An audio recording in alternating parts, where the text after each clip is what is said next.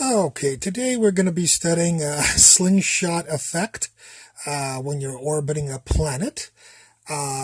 This lecture will be if you want to go faster than you are going at the moment.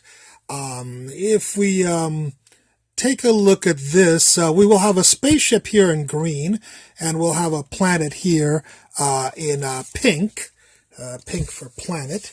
And I'm going to cover this up just so it doesn't look too confusing, doesn't distract you. Our spaceship will have going at a velocity of 3, whatever you want to make it, 3 million miles an hour, 3 miles an hour, it doesn't really matter. So we'll have our spaceship going at 3, velocity equal to 3 this way.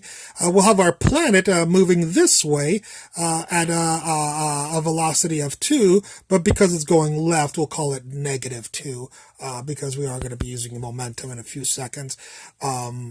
Anyways, so here's our spaceship that's green going at 3 to the right, and our planet, much bigger planet, of course, than the spaceship, going at -2, going to the left. What we're going to do is we're going to go into the center of mass system. And when we go to a center of mass system, what we want to do is, of course, we'll go to the center of mass will be with the planet because it's so much more massive.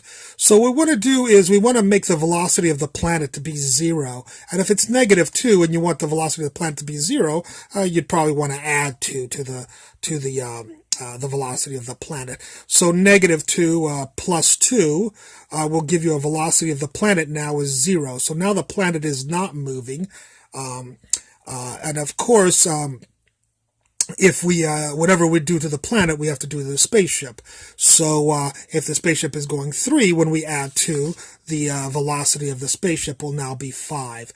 So our new picture is right here, and that is that the spaceship is going to have a velocity of 5, and the planet now is going to have a velocity of 0. This scenario is exactly the same as that scenario in a center of mass system right there.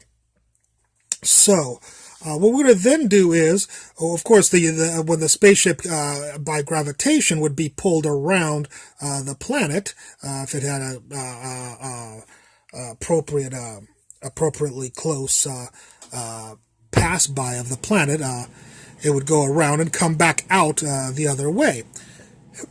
And if it's got a velocity of 5 coming in, because there's no air friction or atmospheric effects on the spaceship, it will go with a velocity of 5 when it comes back out this way.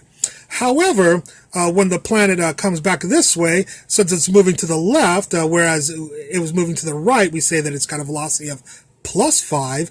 When it moves to the left, it will have a velocity of -5, of course. The planet still will have a velocity of 0 in the center of mass system. So this is a center of mass system, and this is a center of mass system.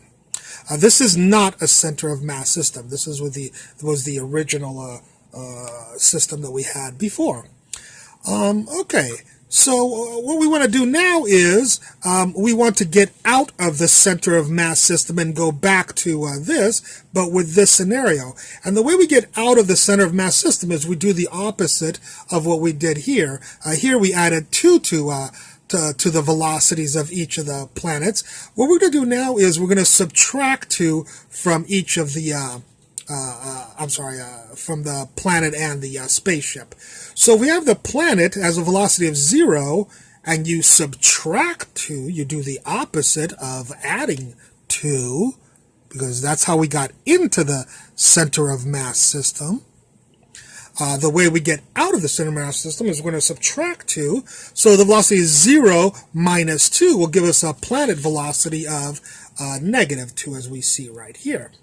And if we have the spaceship, which has a velocity of -5, and we subtract 2 to do the opposite, we want to do the opposite of adding 2. We want to get out of the center of mass system.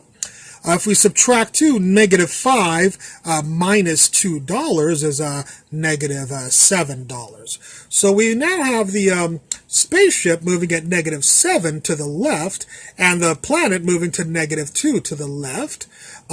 Notice the planet goes right back to being where it is, but the spaceship has a different velocity.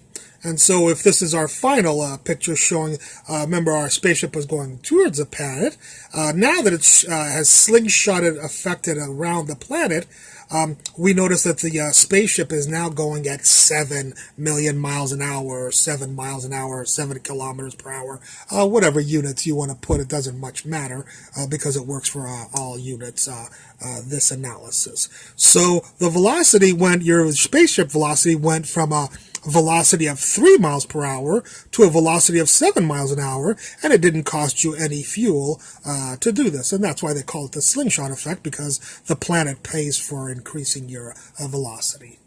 Well, I hope you liked this lecture. There will be another lecture that I will post where the slingshot effect slingshot orbit is for if you want to slow your spaceship down. Thank you very much. I hope you enjoyed this lecture, and I look forward to any comments you have concerning it.